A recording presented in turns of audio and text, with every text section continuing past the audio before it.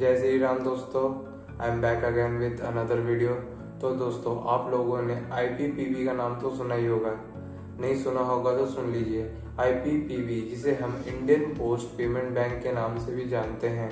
तो आज की इस वीडियो में हम बात करेंगे इंडियन पोस्ट पेमेंट बैंक के कुछ बहुत ही अच्छे पॉइंट्स यानी पॉजिटिव पॉइंट्स के बारे में और कुछ बेकार यूजलेस जिस वजह से इसे काफ़ी डिफेम भी मिला है। तो वीडियो शुरू करने से पहले आपको बता दूं, मेरा नाम कुलदीप सिंह है और चैनल का नाम असिस्टेंट कुलदीप है। मैं आपके लिए बैंक और टेक टिप्स से रिलेटेड वीडियो लाता रहता हूं। तो ज़्यादा बकवास ना करते हुए चलिए शुरू करते हैं। उससे पहले आप लोगों को बता दूं पेमेंट बैंक होता क्या है। जैसे एग्जांपल के लिए हम पेटीएम बैंक को ले लेते हैं। ब्रांच इसकी नोएडा में है बट ऑल ओवर इंडिया इसे कोई भी यूज़ कर सकता है। तो ये सिर्फ एक पेमेंट बैंक है। तो इंडियन पोस्ट पेमेंट बैंक जिसे काफ़ी लोग post office saving bank account भी समझ लेते हैं। आप लोगों को सबसे पहले क्लियर कर दूं तो इंडियन पोस्ट पेमेंट बैंक अलग है और post office saving bank account अलग है। अब आप बोलोगे कि एक बैंक आखिर दो कैसे हो सकते हैं, तो मैं आप लोगों को बताता हूँ। Indian post payment bank online आपका ऐप के थ्रू ओपन होता है। लाइक आप ओपन करिए, उसमें आपको ऊपर क्लियर ही मेंशन कर देगा ऑनलाइन बैंक अकाउंट ऑप्शन का ऑप्शन उसमें शो करेगा। वहाँ से आप अपना ऑनलाइन ओपन कर दे सकते हैं। बल्कि जो आपका जो post office saving bank account है उसे आपको पोस्ट ऑफिस में जाके खुलवाना पड़ता है। बट एक और चीज़ क्लियर कर दूं कि IPPB आपका ऑनलाइन तो ओपन होता है बट इसका फुल एक्सेस के लिए आपको पोस्ट ऑफिस जाकर फुल KYC करानी पड़ेगी। लाइक इसके में कोई वीडियो KYC का ऑप्शन नहीं है। इसके लिए आपको वीडियो KYC नहीं करनी है। आपको पोस्ट ऑफिस जाना है, उसके बाद वहाँ पे आपकी फुल KYC होगी। इसमें फुल KYC से पहले आपको 1 लाख की लिमिट मिलती है और फुल KYC के बाद ओनली 2 लाख की ही।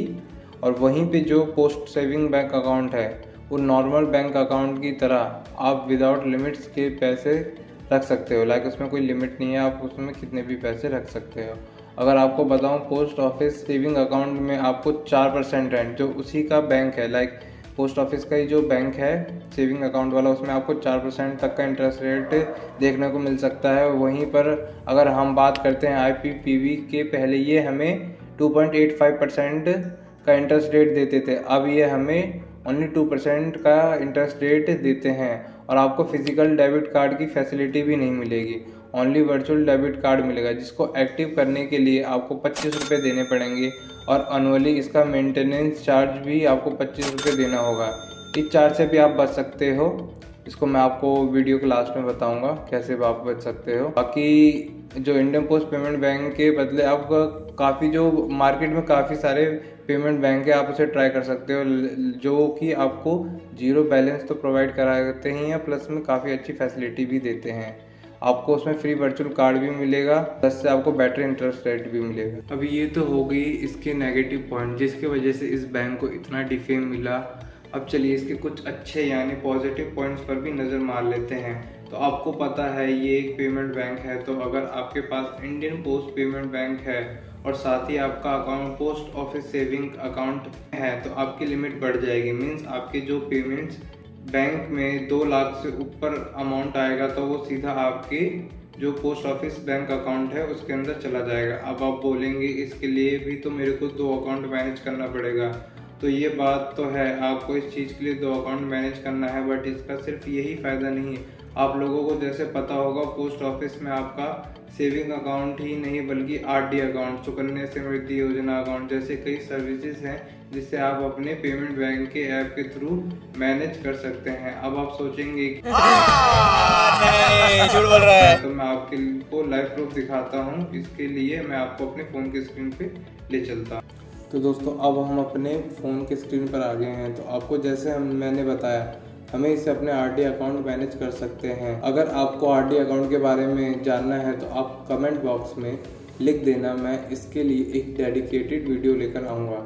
तो RD अकाउंट तब तक के लिए शॉर्ट में समझिए, RD अकाउंट पोस्ट ऑफिस के द्वारा खोला जाता है जिसमें हम हर महीने अकाउंट में पैसे जमा करने होते हैं, जिसके लिए हमें पोस्ट ऑफिस जाना पड़ता है और लंबी लंबी लाइन में लगना पड़ता है। IPPB ऐप आने के बाद ये प्रॉब्लम अब ख़त्म हो चुकी है क्योंकि IPPB के ऐप में से अब आप डायरेक्ट पैसे जमा कर सकते हैं। लाइक मैं आपको डायरेक्ट पहले ओपन करके दिखाता हूँ। प्रूफ के साथ। IPPB ऐप ओपन होने के बाद ऑथेंटिकेट करेंगे। इसके लिए आपको एमपिन बनाना पड़ता है। एमपिन बनाने के बाद आपको फिंगरप्रिंट वाला ऑप्शन ऑन करना पड़ता है। अब हम डायरेक्ट जाएंगे पोस्ट ऑफिस सर्विसेज में। अब आप देख सकते हैं जैसे मैंने आपको बोला था पोस्ट ऑफिस सेविंग अकाउंट इसके अंदर आ गया, क्योंकि मैंने वो भी खुलवा रखा है पोस्ट ऑफिस सेविंग अकाउंट, जिसके अंदर से आप पैसे निकाल भी सकते हैं, पैसे डाल भी सकते हैं उसके अंदर। और उसका पोस्ट ऑफिस का जो लाइफ इंश्योरेंस है, RD account, provident fund, Sukanya Samriddhi Yojana, और बाकी मैं आपको RD अकाउंट के बारे में बता रहा हूँ जिसके लिए मेरे को बार बार जाना पड़ता था हर मंथ। इसके अंदर आपको कुछ नहीं करना, सिंपली अपना RD अकाउंट नंबर डालना है, आपका कस्टमर ID जो आपकी IPPB की कस्टमर ID है वही है आपकी, मतलब कस्टमर ID आपकी जो भी पोस्ट ऑफिस में आप बैंक अकाउंट खुलवाओगे सबकी एक ही रहती है। उसके बाद आपकी इंस्टॉलमेंट अमाउंट आपकी कितनी की अमाउंट है वो आपको डालनी है, आप यहाँ से सीधा डायरेक्ट पे कर सकते हैं। और सेम प्रोसेस आपका सुकन्या समृद्धि योजना के लिए भी है। इसके लिए भी आपको बार बार लाइन लगानी पड़ती थी। सेम प्रोसेस इसके लिए भी आपको अपना सुकन्या समृद्धि योजना वाले का अकाउंट नंबर डालना है, आपका कस्टमर ID, और सीधा आपको यहाँ से पेमेंट कर देनी है। और पेमेंट करने के बाद आपकी जो पेमेंट हो जाएगी उससे आपका ट्रांजैक्शन सक्सेसफुल होने के बाद ये आपके अकाउंट में पैसे क्रेडिट हो जाएंगे। और इसका हमें नोटिफिकेशन बाय SMS जो आपने करवा रखा होगा उससे के द्वारा हमें मिल जाता है। तो यही थे जो कुछ पॉइंट थे छोटे छोटे जो मैंने कवर करने को कोशिश करी है आज की इस वीडियो में। और मैंने आपको जैसे बोला था कि आप इसकी UPI के चार्ज से कैसे बच सकते हैं। UPI के चार्ज से बचने के लिए आपको सबसे पहले अपना वर्चुअल डेबिट कार्ड एक बार तो एक्टिवेट कराना पड़ेगा। एक बार एक्टिवेट कराने के बाद आपको उसमें 25 रुपये देने पड़ेंगे। 25 रुपये देने के बाद आप कोई से भी प्लेटफॉर्म पे जाके UPI अपना सेटअप कर लीजिए। UPI सेटअप करने के बाद आप UPI जब आपका सेटअप हो जाएगा उसके बाद आप अपना कार्ड ब्लॉक करवा दीजिए कस्टमर केयर पे कॉल करके, क्योंकि हमें एक बार बस अपना UPI ID सेटअप कर लेना है। उसके बाद आपको कोई वर्चुअल कार्ड की ज़रूरत नहीं होती, कोई ज़रूरत नहीं होती।